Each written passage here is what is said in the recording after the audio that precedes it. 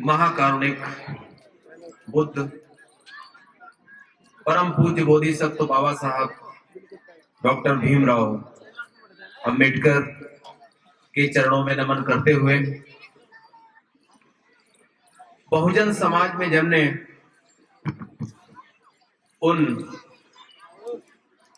समस्त पुरोधाओं को नमन करते हुए आज के इस बौद्ध महोत्सव के पावन अवसर पर मंचासीन भिक्षु संघ को सादर वंदना।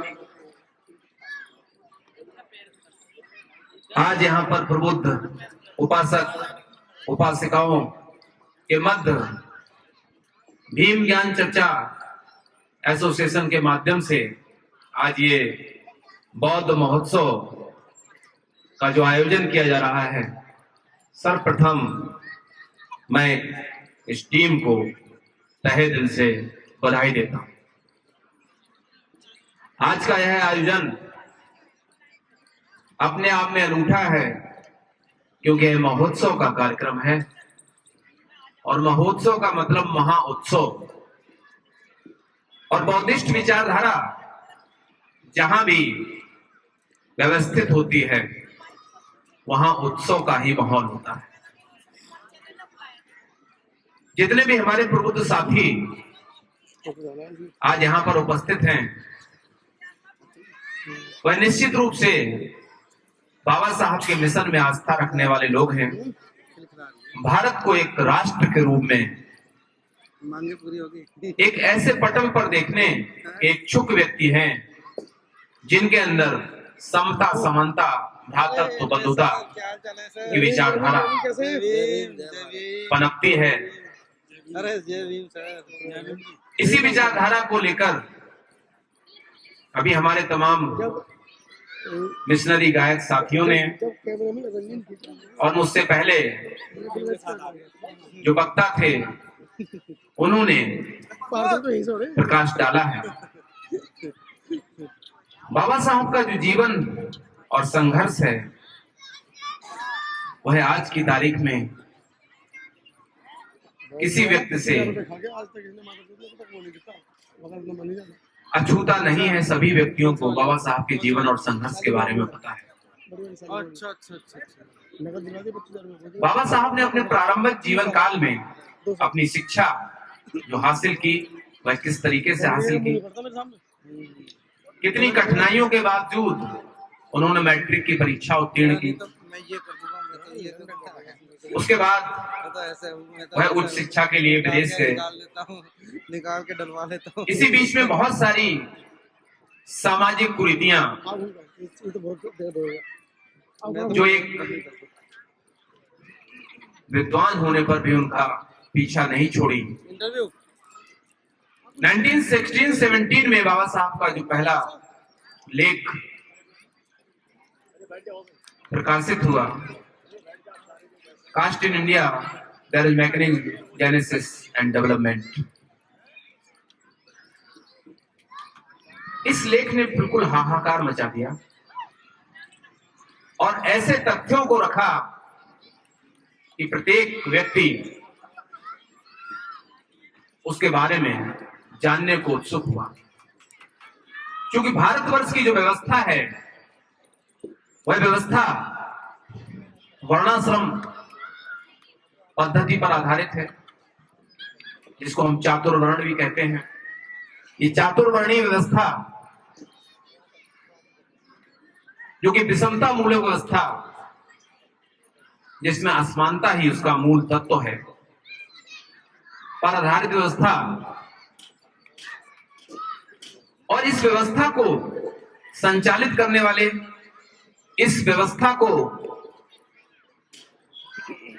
समाज में सही तरीके से प्रख्यापित करने वाले उन ग्रंथों जिन्होंने भारतवर्ष को एक ऐसे पायदान पर ले जाकर खड़ा कर दिया जिसके कारण यह विषमता मूलक व्यवस्था अपनी जड़ें जमाती चली गई। इसी व्यवस्था को उखाड़ने का कार्य बाबा साहब ने किया, जो 20 मार्च 1927 को महाड़ ये चावदार तालाब में पानी पीकर बाबा साहब ने इस व्यवस्था को मूर्त रूप देने का जो अहम कार्य शुरू किया,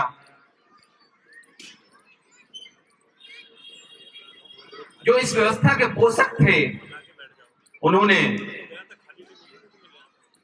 इसे दबाने का कार्य किया, बल प्रयोग किया गया। उसके बाद ही आज ही के दिन ऐसी व्यवस्था को पोषित करने वाले ग्रंथ का सार्वजनिक दहन किया गया। दहन किसी ग्रंथ विशेष का नहीं था, दहन था एक ऐसी विचारधारा का जिस विचारधारा के कारण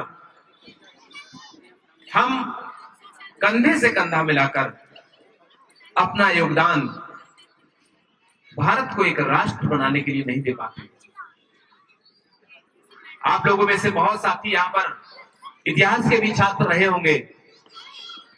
आपने देखा